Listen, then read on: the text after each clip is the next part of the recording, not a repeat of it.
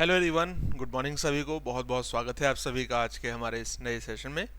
आज हम डिस्कस करेंगे कि आप सभी रिवीजन किस तरह से कर सकते हैं, और स्पेशली आप अगर दिसंबर 2024 की प्रिपरेशन कर रहे हैं यूजीसी नेट की, तो आप किस तरह से रिवीजन करें, क्या टेक्निक आपकी होनी चाहिए जिससे कि आपको मैक्सिमम आउटपुट मिले।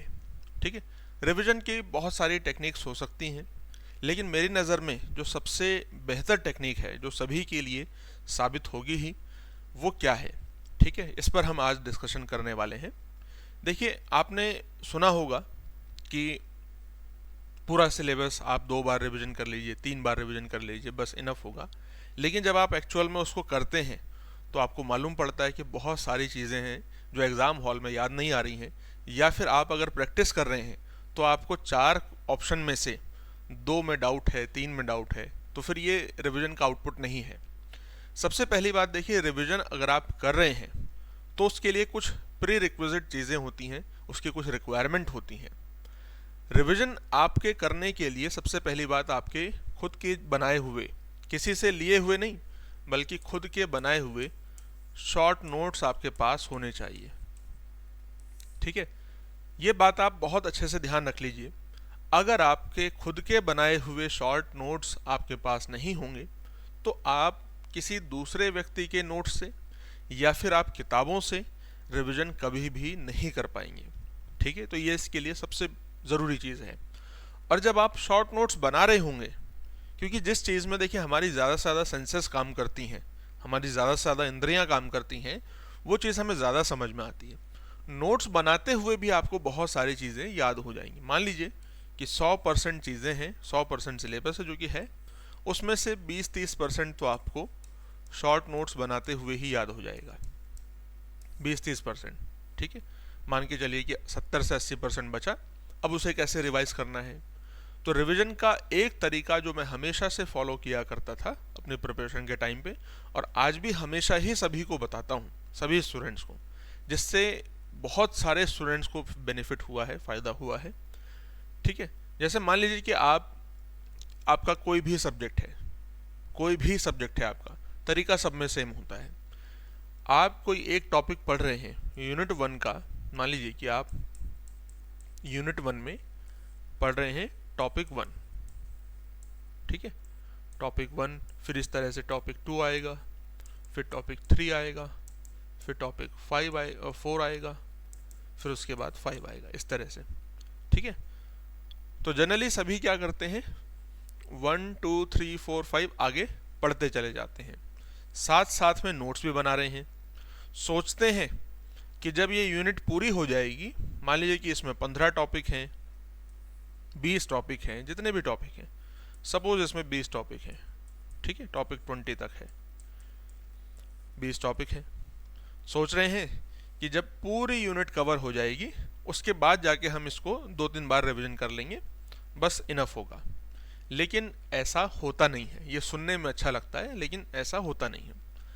आपका एकेडमिक बैकग्राउंड कैसा है, आपका खुद का स्तर कैसा है, आप चीज़ों को एक बार पढ़ के याद रख लेते हैं या फिर आपको उन्हें 4 बार पढ़ना पड़ता है, 5 बार पढ़ना पड़ता है, तब जाके आपको याद होता है। आपका खुद का स्तर कैसा है, ये आपके ऊपर डिपेंड करता है कि आपको कितनी बार रिवीजन करना होगा। पहली बात तो ये है। दूसरी बात, जब आप कोई टॉपिक आपने पढ़ा, फिर आप नेक्स्ट टॉपिक पढ़ने जा रहे हैं, जैसे मान लीजिए कि आज हम सेकंड टॉपिक पढ़ेंगे सुबह सुबह, तो जब भी मैं कोई टॉपिक अपना नया पढ़ूं, उससे पहले मैंने पहले क्या पढ़ा था, उसका प्रीवियस क्या टॉपिक था, उसको सरसरी निगाह से कम 15 से 20 मिनट में रिवीजन कर लूं। ठीक है, ये टाइमिंग मेरा मैक्सिमम रिवीजन का, नया टॉपिक पढ़ने से पहले का जो जितना भी अभी तक सिलेबस पढ़ा है उसको पढ़ने का जो मैक्सिमम टाइम हम रखेंगे, वो ज़्यादा से ज़्यादा 35 to 40 मिनट्स का होगा, इससे ऊपर नहीं होगा। रिवीजन क्विक होना चाहिए। ठीक है, जो डिटेल्ड रिवीजन है वो हम बाद में करेंगे, अभी पहले आप इसको सुनिए। आपने टॉपिक 1 पढ़ा, अब नेक्स्ट डे नेक्स्ट टॉपिक पढ़ रहे हैं, लेकिन क्योंकि अभी तो एक ही टॉपिक पढ़ा है केवल, तो इसलिए हम 15 से 20 मिनट में इसको पढ़ लेंगे, फिर से इसको रिवीजन कर लेंगे।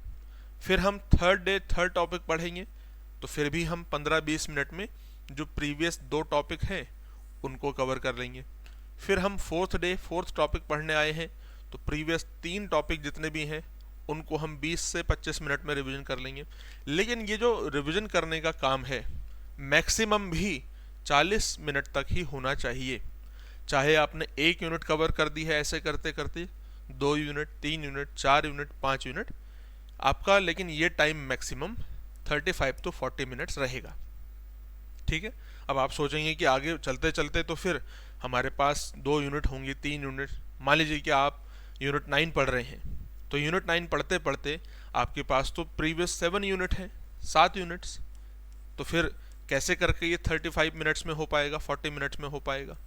तो इसमें आपको ये भी तो ध्यान रखना है ना कि आपने उन 7 यूनिट्स को पढ़ने में जितना समय लगाया है, मान लीजिए कि आपने उन्हें 3 महीने में, 3.5 महीने में कवर किया है, तो डेली भी तो आप उसको रिवीजन कर रहे हैं। तो इसमें से जो यूनिट 1 से लेकर के 3, 4, 5 यूनिट ऐसी होंगी जो आपको पता नहीं चलेगा कि कब आपने याद कर लिया है उनको। पूरे सिलेबस का कुछ भाग ऐसा होगा जो आपको लिखते लिखते नोट्स बनाते हुए याद हो जाएगा। उसमें से बाकी बहुत सारा 50 to 60% पार्ट ऐसा होगा, 50% हम मान लेते हैं, कि जो आपने डेली रिवीजन करते करते इस टेक्निक से नेक्स्ट टॉपिक पढ़ने से पहले प्रीवियस पढ़ना है, फिर नेक्स्ट टॉपिक पढ़ने से पहले प्रीवियस सभी रिवीजन करना है, फिर उसके नेक्स्ट से पहले प्रीवियस सभी रिवीजन करना है। ऐसा करते करते 50% सिलेबस आपके दिमाग में कब स्टोर हो गया, कब आपको याद हो गया, आपको खुद मालूम नहीं पड़ेगा। आप हैरान हो जाएंगे। और ये काम इतना आसान होगा आपके लिए। आप सोच कर देखिए कि अगर आप डेली अपने लिए 35-40 मिनट निकाल लेते हैं रिवीजन के लिए, तो क्या ये बहुत बड़ी बात होगी? आप खुद सोच के देखिए।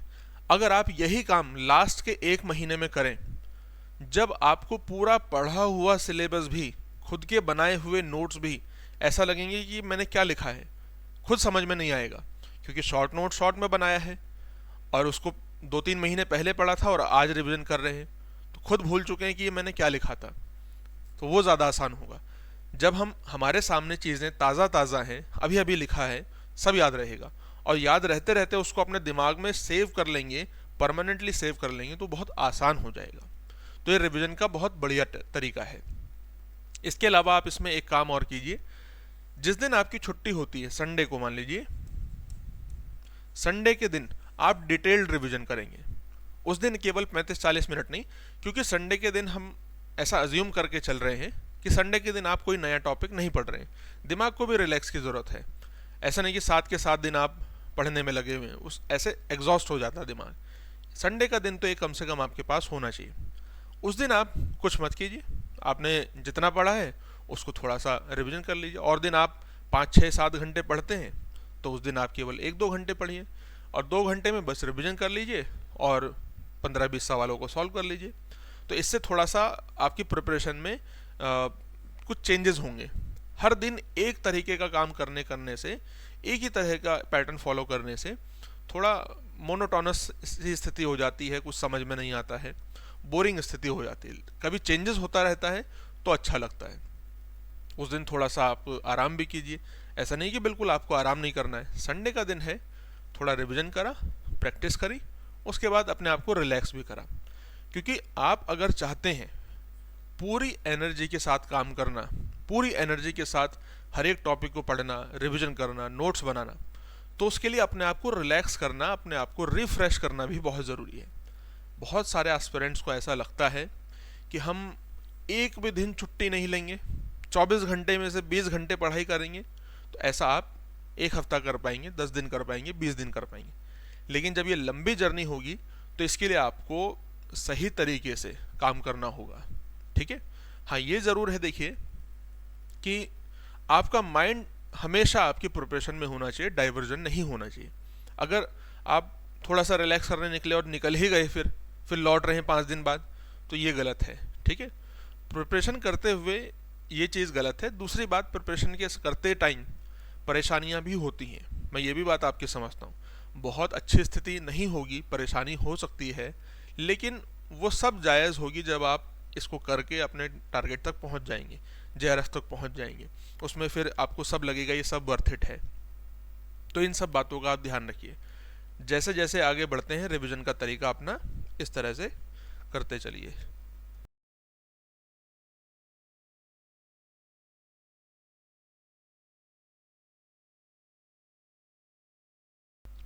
ठीक है, तो ये रिवीजन का बेस्ट तरीका मेरी नज़र में हो सकता है।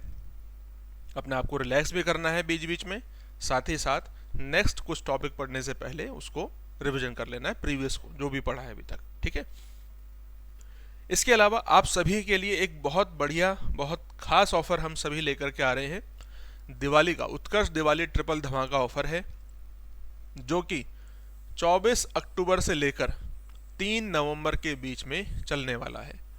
24 अक्टूबर से लेकर 3 नवंबर के बीच में चलने वाला है।